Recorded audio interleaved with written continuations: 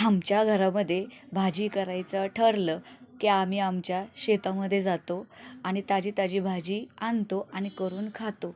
ज्या वेळेला आमची कांद्याच्या पातीची भाजी करायचं ठरलं त्यावेळेला आम्ही दोघीजणी खाली गेलो. कांद्याच्या पातीच्या शेतामध्ये इतकी शांतता होती की तिथं बसून गप्पा मारण्याचा मोह आम्हा दोघी जावांनाही आवरला नाही आणि आम्ही एकदम साध्या घरच्या कपड्यांवर होतो.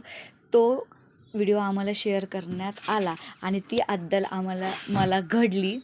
ॲक्च्युली मीच गाऊन घातला होता, पण ती अद्दल घडल्यामुळे मी दुसऱ्या दिवशी छानशी साडी घातली आणि माझे मिस्टर म्हटले चल आपण आज पालकाची भाजी करूयात. मग आम्ही दोघंजणं गेलो, पालकाची भाजी तोडली. तिथे झोका बांधलेला होता, त्या झोक्यावर झुलण्याचा दोघांनाही मोह काही आवरला नाही. छान बसलो आणि आम्ही असं झोका घेत छान असं मस्त झुलत होतो.